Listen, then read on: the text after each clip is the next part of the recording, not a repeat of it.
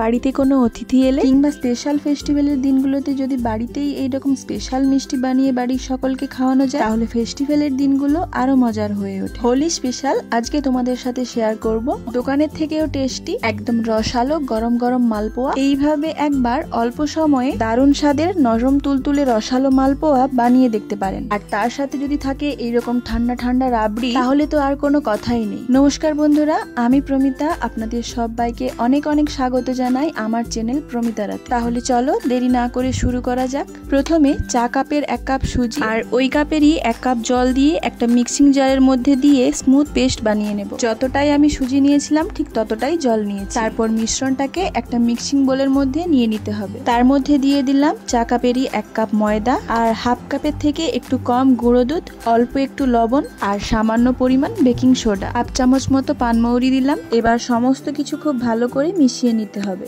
এই সময় আমি দিয়ে দিচ্ছি রুম টেম্পারেচারে থাকা নরমাল দুধ, তবে আপনারা চাইলে জল দিয়েও ব্যাটারটা রেডি করতে পারেন।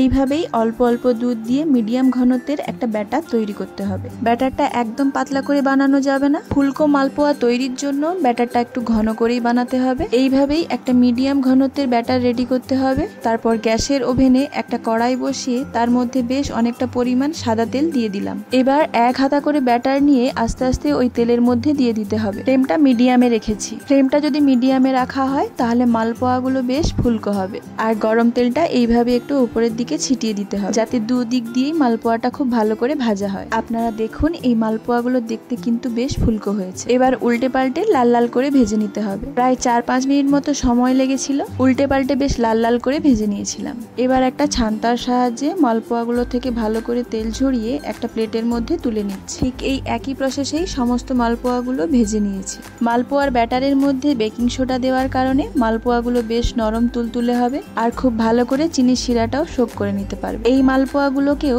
এপিটোপিট লাল লাল ভেজে নিয়ে একটা প্লেটের মধ্যে তুলে নিচ্ছি।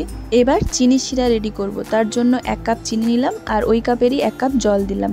সমস্ত কিছু খুব ভালো করে মিশিয়ে নিতে হবে। চিনিটা খুব ভালো করে মিশে যাওয়ার জন্য অপেক্ষা করতে হবে। এই সময় গ্যাসের ফ্লেমটা হাই রেখেছি যাতে চিনিটা খুব ভালোভাবে মিশে যায়। আর তার মধ্যে দিয়ে দিচ্ছি একটা এলাচ। 3 মিনিট চিনি শিরাটা খুব ভালো করে ফুটিয়ে নিয়েছিলাম। চিনি শিরাটা যখন একটা চটচটে ভাব চলে আসবে তখন গ্যাসের ফ্লেমটা অফ করে দিতে হবে। এবার ভেজে রাখা মালপোয়াগুলো চিনির শিরার মধ্যে দিয়ে দিতে হবে। চিনির শিরার মধ্যে মালপোয়াগুলো এপিটোপিট উল্টে নিলেই দেখবেন মালপোয়াগুলো অনেকটা ভারী হয়ে যাবে। আপনারা দেখবেন 30-40 সেকেন্ডের মধ্যেই কিন্তু মালপোয়াগুলো খুব সুন্দরভাবে চিনির শিরাটা শোক করে নিতে পারবে আর বেশ নরম তুলতুলে হয়ে যাবে। এইভাবেই আপনারাও খুব কম সময়ের মধ্যেই নরম তুলতুলে মালপোয়া রেডি করে নিন, যা হবে দোকানের থেকেও অনেক বেশি টেস্টি। আর মালপোয়ার রেসিপিটা একেবারেই সহজ, যে কেউ খুব সহজেই বানিয়ে নিতে পারবে। তাহলে একবার ট্রাই করো আর কে কেমন বানালে আমাকে অবশ্যই কমেন্ট করে জানাবে।